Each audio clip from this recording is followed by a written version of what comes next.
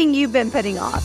Maybe you say, someday I'll do that, or when I have more time. Whether the item is a big bucket list item or something smaller like going on a hike, now is the time to start your Say Yes list. And we have the perfect process to help you turn these items into reality. Join thousands of others with our free Say Yes list template at thesayyesexperience.com/list. It'll help you stop living in that someday and start making those list items come true today. So download it now at thesayyesexperience.com/list. Welcome to the Say Yes Experience podcast, where we inspire you to get out of your comfort zone and into possibility. Our mission at the Say Yes Experience is to empower 10 million people to say yes. If you're new here, welcome. We're thrilled you're here. I'm Jessica Rector. I co-founded the Say Yes Experience with my then 9-year-old son Blaze, based off his idea to let's just say yes to things. I'm one of the top experts on burnout, and companies and conferences hire me to present on mental health, wellness, and burnout prevention. As the #1 best-selling author of 11 books, keynote speaker, and a burnout specialist, I've seen so much with our clients. The Say Yes Experience was started to help you really start living, to do the things that light you up, have more fun, and turn your dreams, or what we call Say Yes list items, into reality. So thank you for investing in yourself and being here. Now let's make it happen. Have you ever wanted to travel somewhere, anywhere, and thought you couldn't afford it? Maybe you see others living the nomad life or traveling around the world and think that would be nice, but no way could I do that. Where would I ever get the money? Brianna and Aaron Shade are here to help. They're experts in helping others just like you find the money they need to travel. The best part? You don't have to sacrifice or live out of your car to do it. That is, unless you want to. If you know me, you know I love to travel. So I'm super excited to learn their tips, tricks, and trades for traveling anywhere you want to go. Please help me welcome my guests today, Brianna and Aaron Shade. Welcome to the show, Brianna and Aaron. We are excited you are here, especially because we are going to be talking about one of the things I love, travel. You help people afford more travel, which I'm loving it. So tell us how you do that. Well, really, it comes down to a lot of little things. So a lot of folks think that there's like one silver bullet to affording more travel, to being able to do more travel. But really, it's a whole conglomeration of a lot of little things that when you are in the know and when you understand all of these different little tricks that you can do while you're traveling, then you can pick and choose each one of those things whenever the situation presents itself.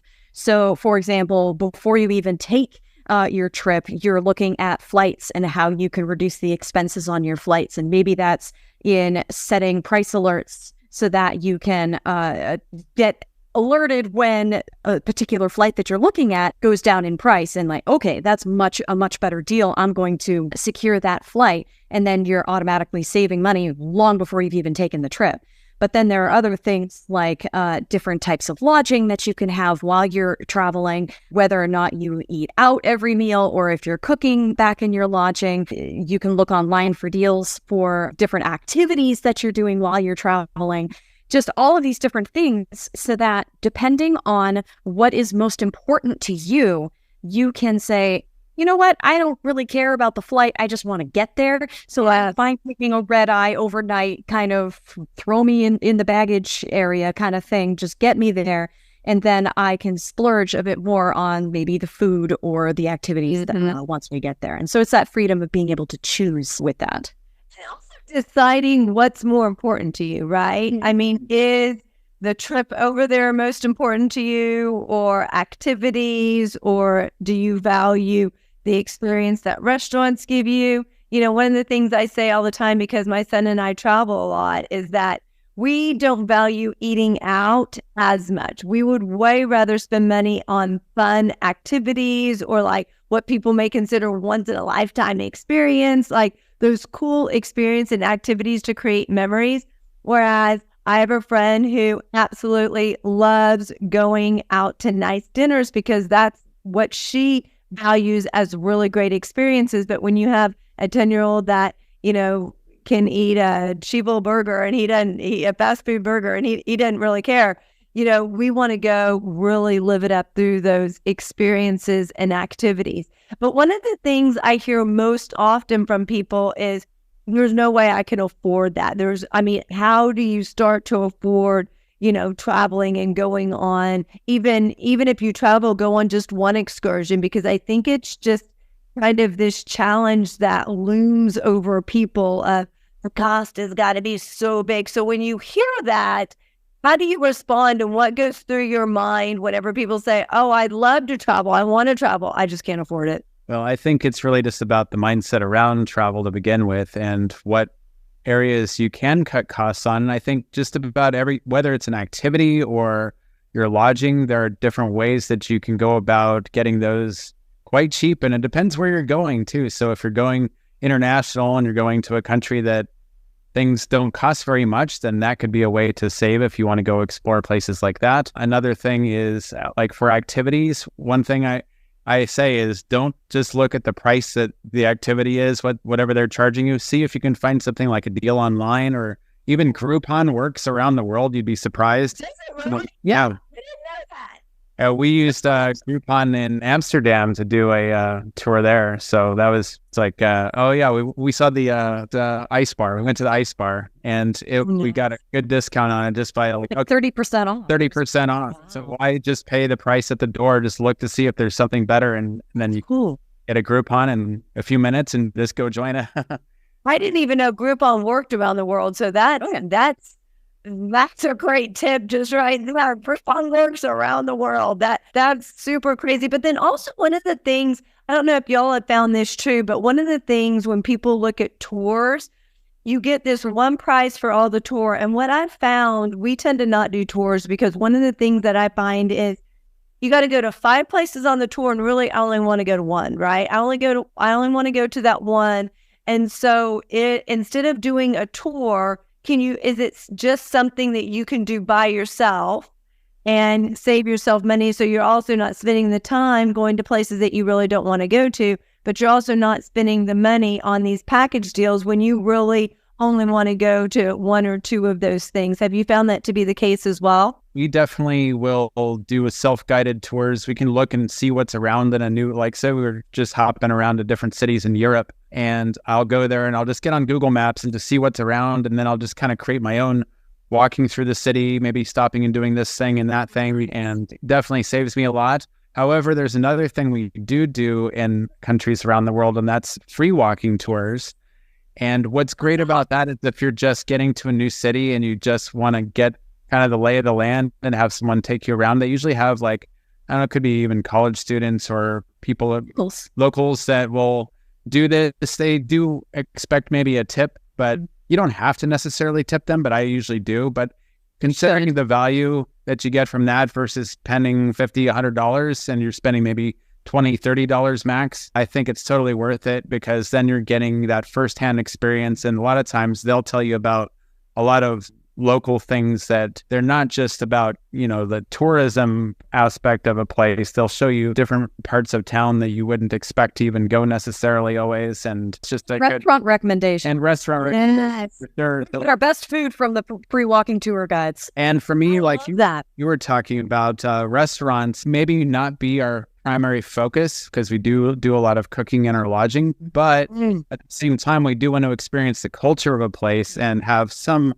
experiences with restaurants. So getting that insider tip of, hey, I know this place that, it's off the tourist path and really local, and go check this out. And we've had some pretty cool experiences through that. Whenever you go to a place, how challenging or easy is it to find a place that you stay, your lodging, where you can actually cook inside? Because I've never actually intentionally found or looked for places where you can cook yourself, because I tend to think, oh, well, I'm there, I want to experience their food and their dining and that kind of stuff. But I never actually even thought, well, is it easy to find Airbnbs or some kind of place where you can actually cook inside where you're staying? Oh, absolutely. We never had a problem with that. And honestly, we like having that flexibility, because when you have your own kitchen, you can choose to cook at home whenever you want. And you can still go out and explore all of the food there, but you're not forced to do so.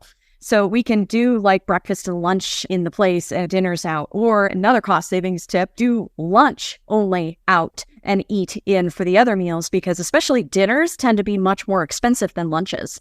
Okay. And so while you're out and about during the day, you can hit up a nice cafe or anything like that and do your lunch, and then you can have dinner back at your place. But it's never been difficult for us to find places like that. In fact, we almost never stay in hotels, period, just because it's not our jam in general. It feels too sterile. It's not really connected with the locals or the kinds of places that the locals would actually stay in. So if we're going to pay for lodging, then we're much more inclined to go for like an Airbnb type situation. But even more than that, we tend to prefer house sitting as much as possible, because then we get a place all to ourselves. We get a kitchen all to ourselves, and we're basically watching over people's houses and their pets and their plants and whatever else while they are away.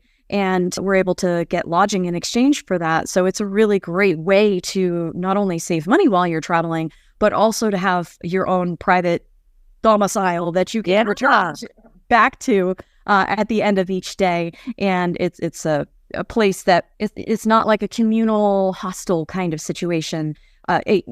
TEL, not TILE, where you're sharing that space with a lot of different people. You're able to have this own space of yours. And especially for us as a couple, it's nice to be able to wind down, and ourselves dinner, binge some Netflix, whatever else, and plan our next day whenever we're traveling. So that's definitely. Okay, so I like how you spelled that out, because I was like, what? Took me a minute to get to hostel, not hostile. I was like, what? What? So that made me laugh. So tell me a little bit, I have two questions. So tell me a little bit more about the house sitting situation, because I recently read, and maybe it depends on what country, but I was reading how you have to have a work permit if you do that. Now, does that depend on which country, or how does that work? I have not heard anything like that. I would assume that would be true if it were paid house sitting. Okay. But in this case, it is not paid house sitting, and the program that we use is all around the world. And it's just an exchange program. All it does is it matches up travelers with homeowners. So the homeowners are off traveling, and you have people visiting your native city. And they say, hey, I've got a house that I'm vacating for the next 2 weeks. Who wants to come in and watch my pets while I'm away? You get free lodging. I get a free pet sitter. So everybody wins. Win-win. I love that. So you'll have to, what's the name of that resource? And then we can also put it in the show notes. But I love that idea. Absolutely. There are a number of them all around the world. The one that we use is Trusted House Sitters.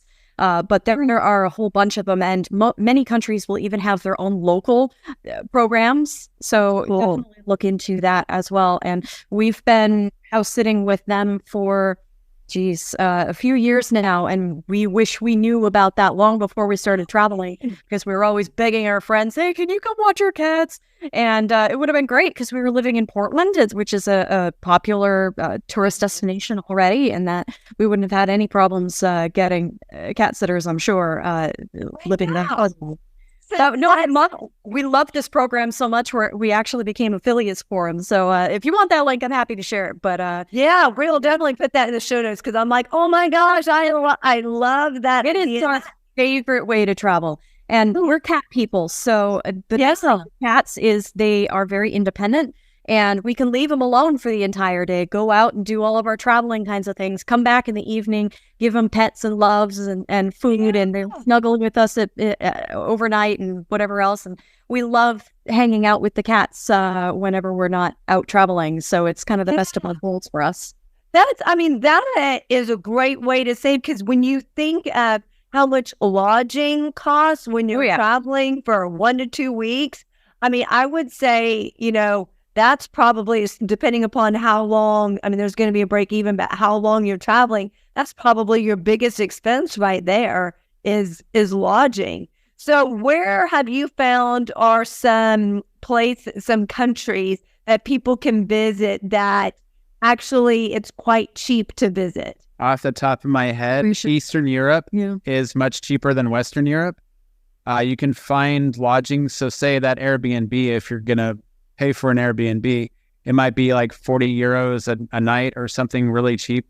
And you still have your own place, your own kitchen, your own bed in a decent location. I mean, heck, we were just within minutes of walking to the coastline of Croatia with one of those Airbnbs. Mm-hmm. And so that is a place, South America. I'm sure we could find some really cheap lodging down there, Central and South America. And I've always heard Southeast Asia is another area. Now, I wish I was having this conversation with y'all last year because we went to Croatia and we didn't find lodging like that. Oh, it also depends on when you went, because we visited in November and there was nobody there. The weather was spectacular, still warm enough to swim in the ocean. It was absolutely wonderful. And we had the city walls of Dubrovnik almost entirely to ourselves. It was fantastic. No, we didn't. We went prime time in July. So no. Travel off-season. So off-season travel is the best for saving money. Don't go in the middle of July to Croatia because it's going to be a zoo anyway. It was crazy. So when you were sitting there saying that, I was like, I didn't know what else. Like when we went, we found Southeast Asia very, like, really, really reasonable. And I love how, when we went, we were staying at this Airbnb and we got, and what was one of the crazy things that we'd never heard of, we'd never even really thought about is, you have to be careful because sometimes Uber or transportation isn't what we think it is. So, because it's so abundant over here in the States, we don't think that, maybe they don't even have Uber over there. And so we got a private driver, which ended up being quite reasonable over there. And then at the end of the night, we went back to our place and there was this little tiny family-owned restaurant next door. And we loved it so much. And it was literally like less than $5 for the two of us to eat. And we ended up eating every meal there.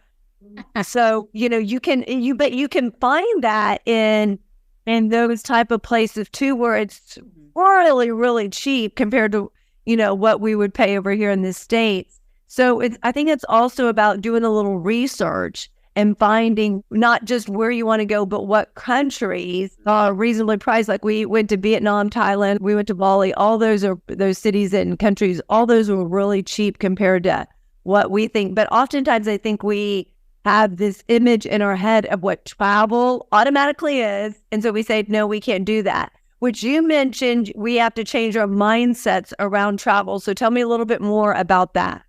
Do you want to start saying yes, but you just don't know where to start? And oftentimes when we don't know where to start, we just don't start. So we created an ebook just for you. We put together 101 ways to say yes. In this ebook, ideas big and small, things that only take a small amount of time, like 1 to 2 minutes.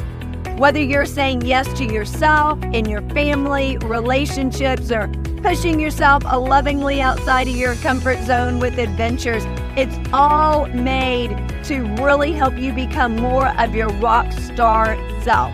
So you can get this ebook at thesayyesexperience.com/book, BOOK. So if you want to start saying yes, or maybe you need some ideas on how to say yes because you get so caught up in being busy and doing tasks and projects or doing laundry and cooking that the time flies by and you want to spend time with your family, but you just don't know how to say yes. Those ideas just don't come to you. We put it together to make it super, super easy for you. So go to thesayyesexperience.com/book to get your copy today and start saying yes now. Are you feeling overwhelmed, stressed, or burned out? We get it. You're not alone. In fact, according to our research, 79% of the workforce is in burnout and almost half are in extreme burnout. In fact, it's the number one reason why people are leaving organizations. They're burned out. they're looking for something more. They're looking for something better. But it doesn't have to be that way. We have your solution. It's called Blaze Your Brain to Extinguish Burnout. 52 Keys to Prevent, Breakthrough, and Eliminate Burnout.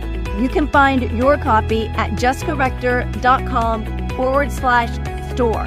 Now, this is a great tool that you can use with yourself, with your colleagues, within your organization. Everyone can get one, and you can go through one a week with them. And at the end, you can say, what was something that worked this week? What was the success you had? So you can champion and encourage each other. You can also ask what were the challenges and issues that came up, so you can mastermind and brainstorm around those to keep those from coming up in the future. So make sure you get your copy at jessicarector.com/store. All books are autographed with a personal message just for you. I would say that the two mindsets are, one, you have like a vacation mindset where you have only 2 weeks to go out and do as much as you possibly can in this little bit of time. And so of course you're going to try and live it up. You're going to spend a lot of money. You're going to go eat out at restaurants. You're going to stay in a hotel. And if you're doing anything more long-term travel, then you're thinking more like, okay, well, how can I sustain that? And that's through things like having free lodging, staying in local homes, staying even with locals. We did some of that as well. And just maybe cooking for yourself and finding deals on activities. And you have more time to do those things. Whereas the other mindset is like, okay, I'm going to Japan. I got 2 weeks. I got to do everything I possibly can. I'm going to wear myself out to pieces. And then when I get back, I'll still need another vacation because I did too much. And that's just shift of mindset. Because if you're traveling slowly and staying for a month in Croatia, then you have all the time you need to have relaxing days, and then also days you're out doing things, and then just not spending anywhere near as much. Mm-hmm. Plus, then you can pick and choose the good weather days. Yes. That's true. So how do you suggest that people go about shifting that mindset? Because, 2 weeks cramming everything in, I think, is the pattern that we've had for so long. How do you begin to shift that? That's kind of difficult with the lessons that society has taught us thus far is you get a job and you only have 2 weeks of vacation for a lot of us here in the States.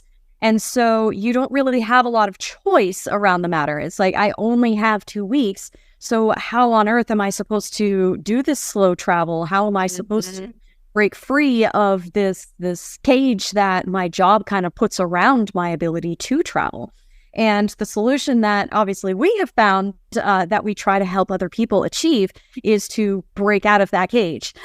So it's a matter of redefining what your work situation looks like and navigating that, inserting it with your travels and making the two coexist. So it doesn't have to be this situation where, well, I have to work in order to afford my travels and I can't do both at the same time. Well, yeah, actually you can. And so I would say the first step with that is to discuss with your boss, with your job, and see, are there any ways that you can expand the time that you're away from the office and maybe do some remote work, especially in the wake of COVID. Oh, yeah. A lot of companies have become a lot more receptive to this idea of remote work. And now is a perfect time to actually say, hey, for my well-being and for my happiness, I want to stay with this company, but I really want to travel more. Would you be open to this idea of my working remote 1 week a month kind of thing? Or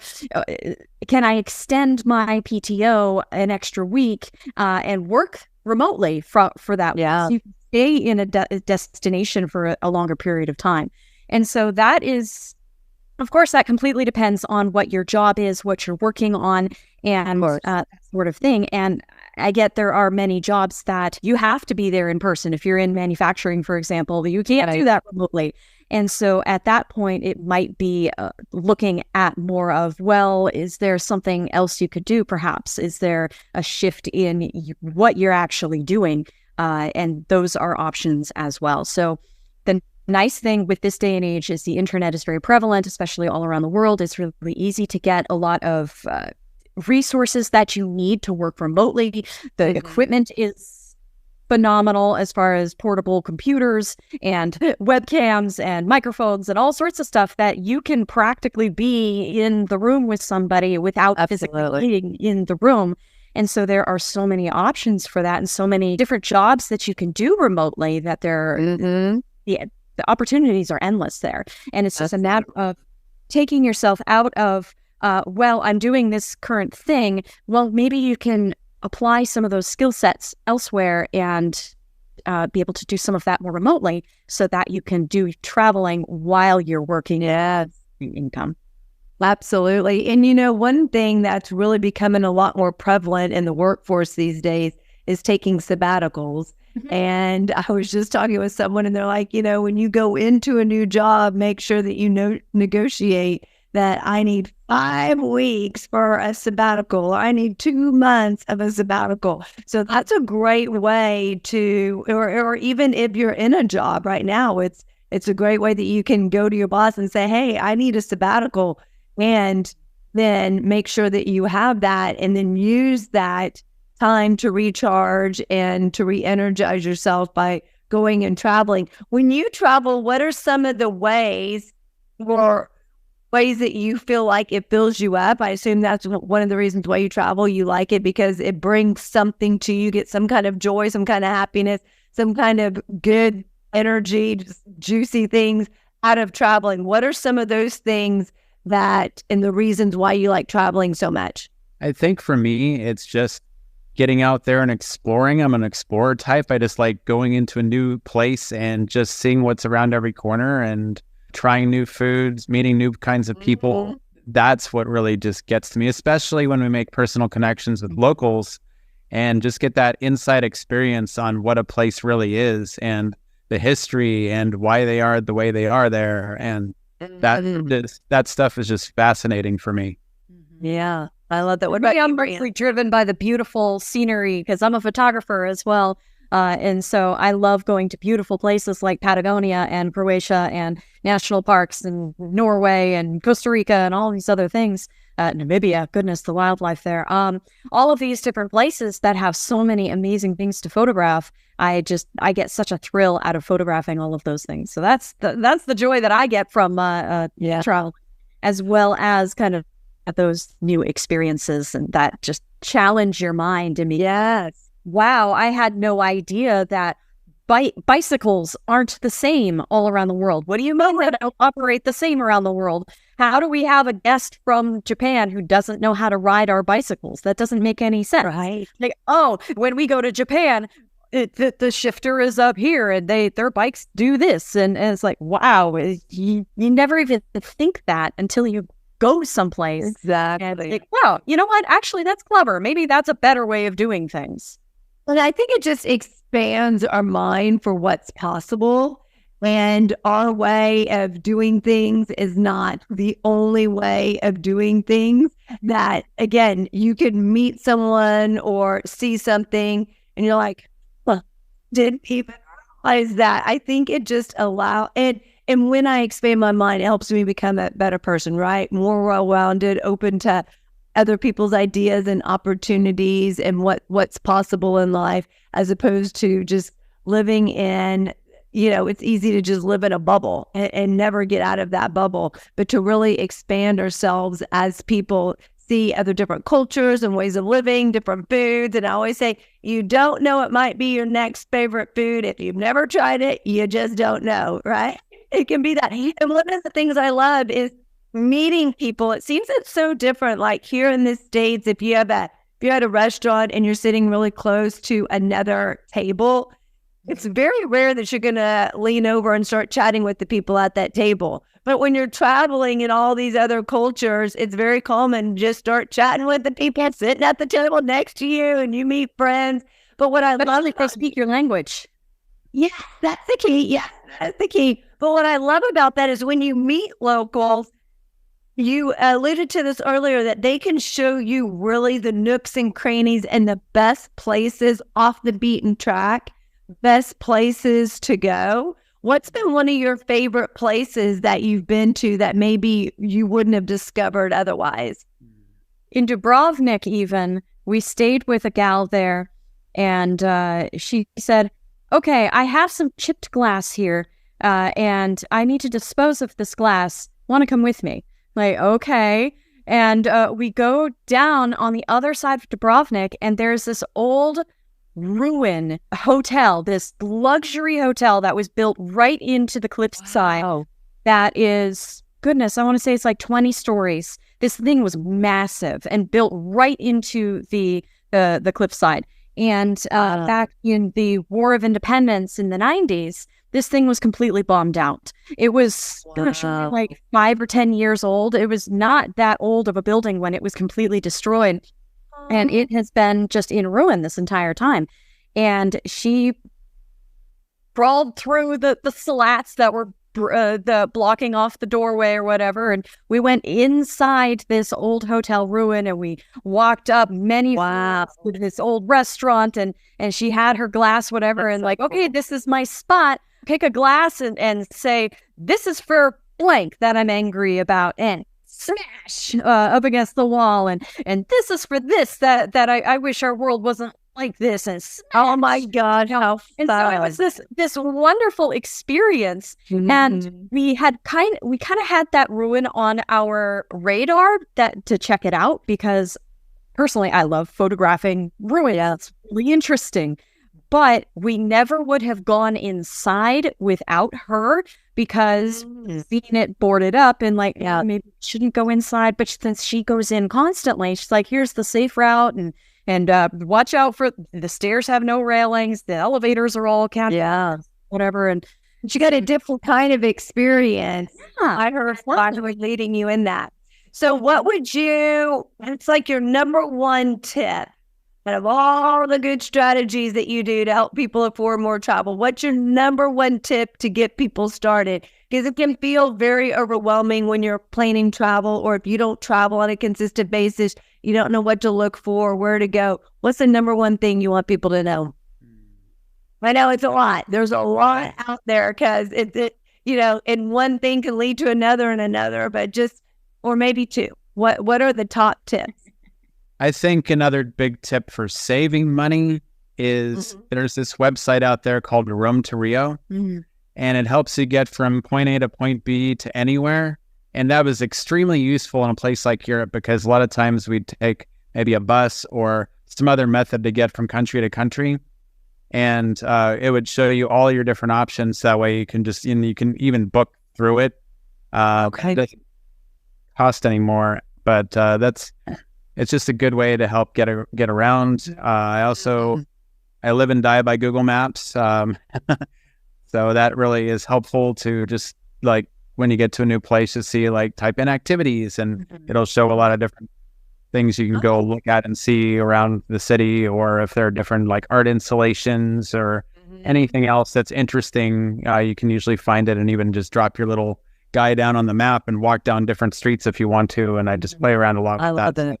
That's really helpful, and just like getting an idea of what the area looks like before you get there. And Google Translation, we found when we went to Japan, Google Translation was a lifesaver. For us, it's like you can for sure picture of the menu, and it translates the menu and type something in and translate it. Yes. So I use that for grocery shopping. So I'm in Germany and looking at the packaging. I'm like, what's in this? So I put the phone over it and I scan over and I can translate it to English. And it's a weird thing sometimes. Sometimes it's weird. Sometimes it's not quite accurate, but it gives you the gist of what you're buying. So that was helpful, especially just trying to read signs on the streets and anything else would be easy to do. So I think one of you asked for like the number one tip. I think the thing that I would say honestly is kind of meta, and that would be research all of the different kinds of ways that you can save money, just so that you can pick and choose, and you have this whole arsenal of things of, hey, I'm going to Europe, I'm going to employ this tactic, and this tactic, which won't necessarily work in Southeast Asia. But conversely, I have these other things that I can employ there. And so just being aware and savvy of all of the different types of ways that you can save money, because like I said, there isn't any single silver bullet. And just being aware of all of those different ways, then you're able to like whip it out like a like your arsenal, like a line of knives or whatever else. You can pull out the perfect weapon for whatever situation you need to slice those prices and I love it. Spend less while you're traveling. Yes, we love it. Thank you so much, Brianna and Aaron, for sharing all your insight and tips with us. Make sure that they're going to give us their contact information so we can make sure to put it in the show notes so you can reach out with any questions on how you can afford more travel. And they'll also share some more resources that you can find in the show notes as well. So I love all the tips that they have. Don't feel overwhelmed whenever you go to travel, and just do one thing to help you afford more. And if you have one place to start, I think Aaron mentioned it at the very beginning. And I think the first place you got to start is shifting that mind around your idea of travel. And then once you start doing that and getting on board with the idea that you can afford it, then you can implement some of their tips and tools to be able to afford more travel in your life. And we can't wait to hear where you travel to. We'll see you on the next one. Have an awesome day. Bye-bye. Are you ready to move to your next level of rockstar greatness? CFO, Chief Fun Officer, #1 best-selling author, and keynote speaker Blaze Rector is ready to help you do that. At just 10 years old, he's already written 2 #1 best-selling books. Through the power of storytelling, he uses lessons learned and shares strategies, tips, tactics, and tools to inspire, empower, and motivate you to live a more amazing life. So if you're ready to do that in your own life, grab a copy of his #1 best-selling books at jessicarector.com/store. And when you order your copies, he will personally autograph them and write you a message on those books before shipping them out to you to really inspire and empower you in your life. These books are great for adults and kids alike. So if you're ready to move to your next level of rockstar greatness, make sure you grab your copy at jessicarector.com/store. Enjoy those amazing, empowering, transformational books. Did you know that the 2 biggest issues impacting the workforce are mental health and burnout? Well, we have your solution. The more that you feel burned out, the more it impacts your mental health. The more your mental health is impacted, the more it leads to burnout. So it's a vicious cycle that goes around and around, but it doesn't have to be that way. You can help them both if you're intentional and strategic with it. We have lots of resources for you at jessicarector.com/store. One that I want to highlight that really enhances your mental health is Tame Your Brain Game, 52 tips to turn negative thoughts into positive action. Now, research shows that 80% of your thoughts are negative. No matter how positive you feel, it's the pattern and the habit that you've developed over the course of years, over the course of decades. And that can often impact your life, how you show up, how you lead, how you communicate, how you engage, whether at work or at home. And then it also impacts a work environment. All you need is one NN or TT, negative Nancy or toxic Tim, to really impact that work environment. So if you are ready to enhance your mental health, get your copy of Tame Your Brain Game, 52 tips to turn negative thoughts into positive action today at jessicarector.com/store. All books are autographed with a personal message just for you. Thank you so much for being here. Check us out at thesayyesexperience.com. Our mission at the Say Yes Experience is to empower 10 million people to say yes. With your help in sharing our podcast, we can do that. Follow us on all social media at the Say Yes Experience and join our free community at facebook.com/groups/the Say Yes Experience. Thank you again to our guest. You can find all the contact information for our guest in the show notes.